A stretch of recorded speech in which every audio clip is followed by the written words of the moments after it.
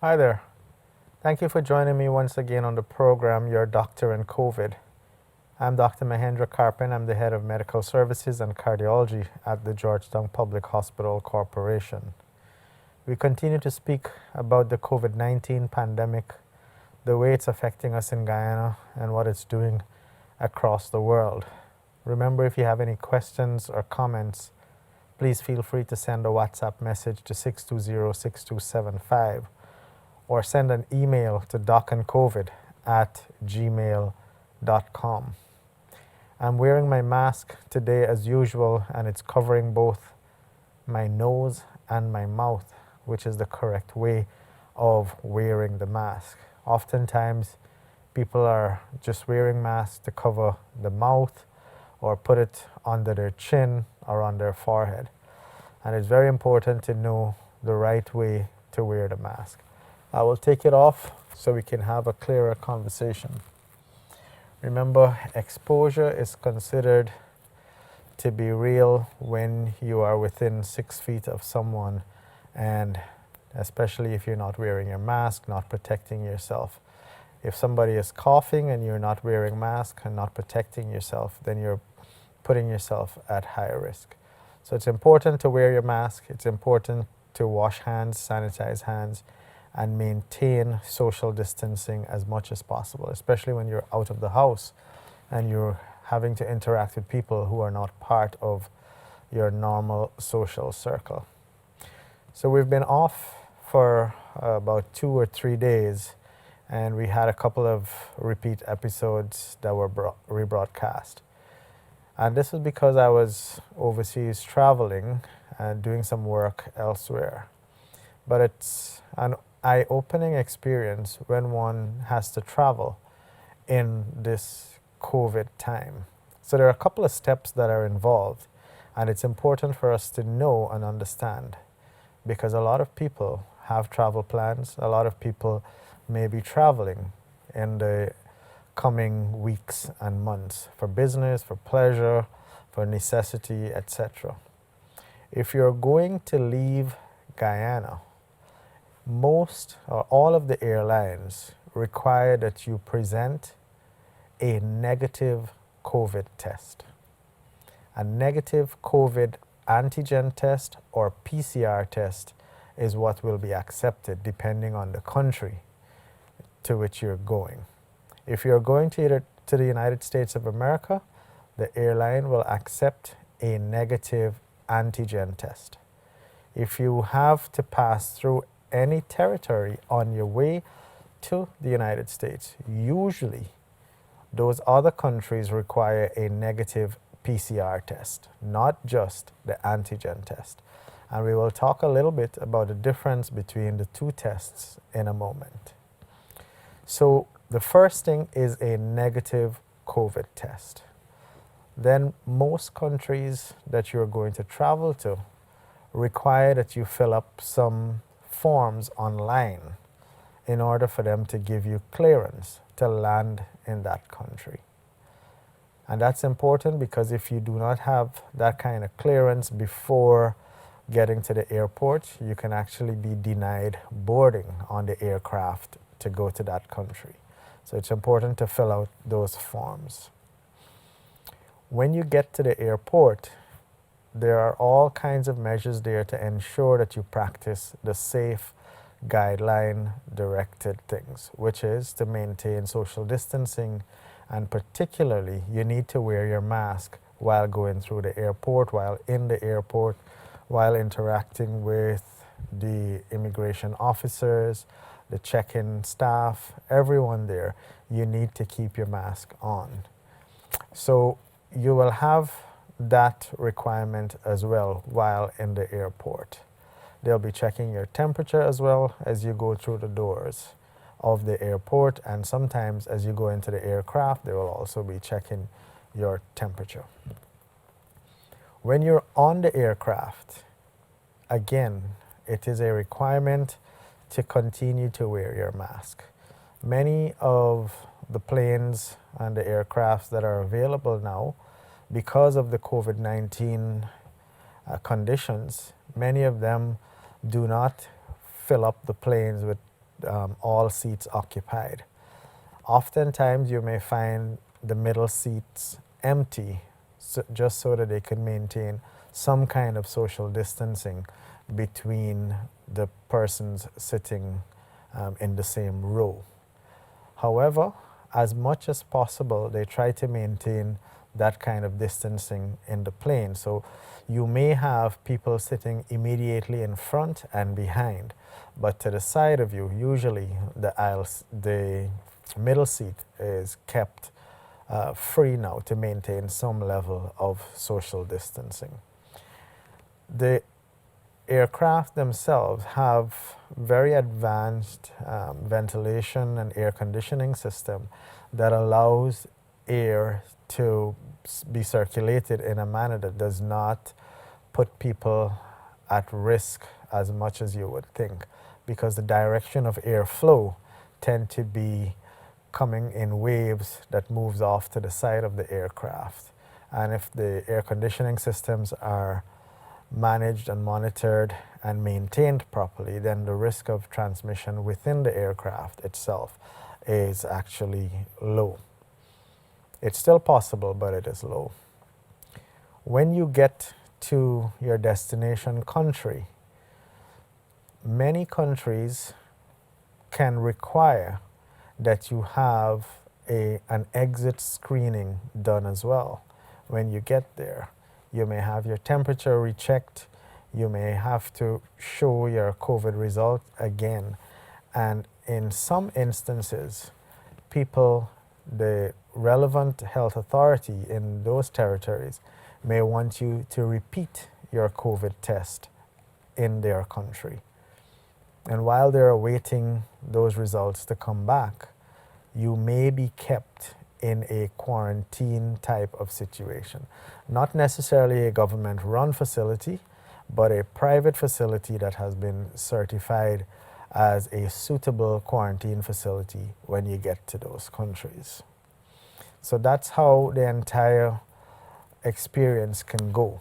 And of course, before you exit the quarantine situation, you will need to have a confirmed negative PCR or COVID test done and the results known in that territory. And once you're able to exit the quarantine, you're able then to continue your activity that you went there for, whether it's vacationing or being with family, etc. Of course, it is still required that you continue to wear your mask, social distance, and sanitize in order to prevent the spread of COVID-19 and from you yourself actually contracting COVID-19. When you are trying to get back into Guyana, again, it is very important and it is necessary for you to have a COVID PCR test that is negative within 72 hours of landing in Guyana. So you must have a negative PCR test within 72 hours. There is also a form to be filled out before you're actually boarding the plane to come to Guyana. It must be filled out not less than 24 hours before coming into Guyana. And it asks basic things like how long you were out, what you were, your name, date of birth, address, and it asks you to upload your negative COVID test. When you get to Guyana again, you will also have to fill out a health information form, which is separate and apart from the immigration form.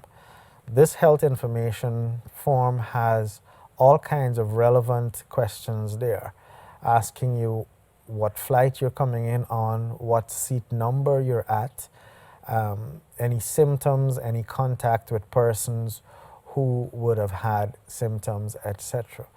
And that part about what seat you're on is very important, because if someone who is close to you on the flight was tested positive or developed symptoms while in the country, then you would then have to be monitored and be checked if you were exposed to see if you then have contracted the infection and are positive for COVID-19. So all of these things have been put in place in order to maintain or reduce the risk of transmission from person to person and to keep the air travel as safe and as low risk as possible. Of course, despite all of these measures, it is still possible for persons to have contracted COVID-19 during air travel. But with all of these conditions put in place, it is something that have contributed to reduced transmission by air travel. And if we were to examine the types of transmission of COVID-19 in Guyana, we would have basically the same three types of transmission. What is known as the imported cases, those are things that come through airports and ports of entry, essentially. We have community spread, which happens from neighbors to neighbors, and of course there is cluster spread when one community has a rapid surge.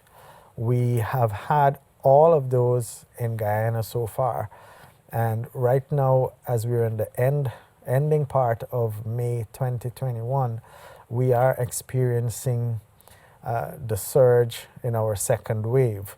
We have a number of persons in the COVID hospital, about 62 people in the COVID hospital at Lilindale.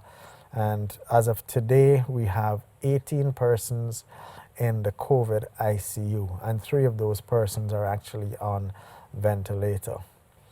Unfortunately, we would have lost about 350 persons who would have died from COVID-19 infection. And this is very, very unfortunate, and those represent 350 families who have been put into mourning because of COVID-19. This is not unique to Guyana. Guyana is no exception to this. This virus is airborne, and if we do not take the relevant precautions, we can all become infected and people can respond differently to these infections. You can develop immunity in 2 ways. You can develop immunity by actually getting COVID-19 infection and recovering, or you can develop immunity by getting the COVID-19 vaccine. We would recommend, and across the world, all health authorities have been recommending that you should get your immunity by vaccination rather than the infection, because the risk of the infection is quite severe. A number of persons, about 5, sometimes 7% of persons infected with COVID-19 can end up with severe enough illness to be admitted to hospital. And across the world, across the globe, it doesn't matter which continent you're on, the death rate from COVID-19 is between 2 to 3%. And you may think that's a small percentage, but when it's happening all at once in massive numbers in short periods of time, it can overwhelm the healthcare system, and it takes up all of the resources so that other medical conditions are put on a back burner, and people then have higher rates of mortality or death from things like heart attack, from stroke, from kidney disease, cancer, all kinds of things that would have ordinarily received more aggressive treatment. These things have been put on the back burner because of the rapid spread of COVID-19 and the consequences. So again, all across the world, the authorities have been recommending that people should get vaccination so that they can develop immunity. And the concept of what we call herd immunity is what we are trying to achieve, where a high number or a high percentage of the population develop immunity.